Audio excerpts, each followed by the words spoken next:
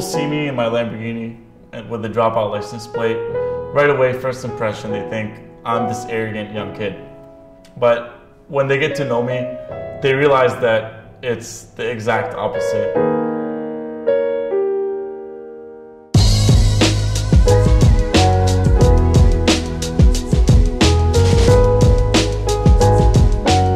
My name is Paul. I'm 25 years old. I was born in Lebanon in 1992. My family migrated to the United States in 1999 when I was 7 years old. My dad never really had a stable job, but we always got by and we lived a pretty modest life. Even though he never really showed it, I was only a teenager and I could still see that he was under a lot of stress. And it was killing me inside. I just wanted to find a way to help him out any way that I can. Not having a lot of friends, I would spend a lot of time on the computer.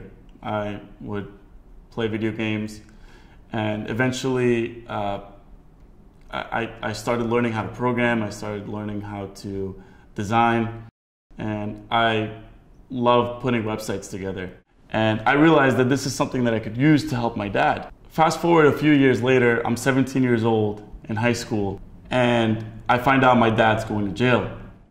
I remember the day that my dad got driven to prison. I was crying. I ran upstairs to my room, and I've had this idea in my mind that I kept procrastinating on.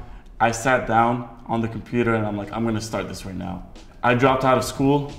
I put all my energy towards the business. My dad going to prison was really what gave me the drive to finally start that business and be able to support my family and become the man that I am today. Hardworking. Visionary. Caring. Positive. Genuine. Motivational.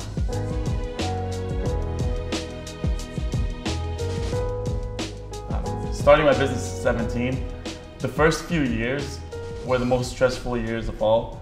I was living month to month. It's not that I didn't know what was gonna happen next year or next month. Literally, I'd go to sleep not knowing what's gonna happen tomorrow. Am I gonna be able to support my family next month? And it was especially hard because I was the only income for my family. One day I get a proper accountant.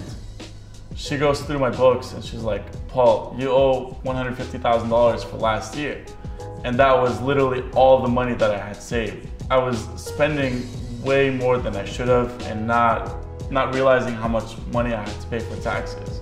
So I'm 3 years in, I'm finally able to start saving money, and all of a sudden I got sent all the way back from scratch. And thankfully my business was still running, but it took a while before I was able to get back up there again. She's so fascinated with you.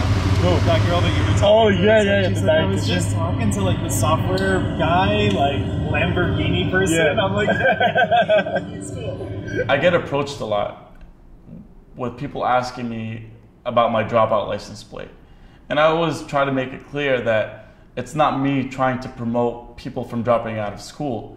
It's a message that I'm trying to send that it's not whether you go to school or not that makes you successful. What all successful people have in common isn't school, it's their ambition. It's they had a goal and they worked towards it.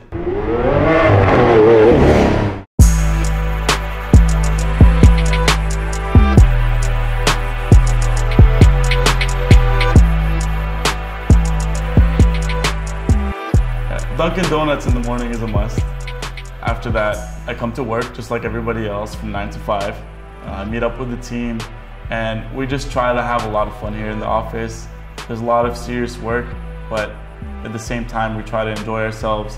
We all really love what we do, and sometimes we have fun more at the office than really anywhere else. You can create your own path to success. If there's someone that you look up to that has done certain things that have led him to success, don't think that those are the only ways to achieve success. Everyone is unique. Everyone has their own way of doing things. Just do what you feel is right and be as persistent as you can, because persistence is key and you will be successful.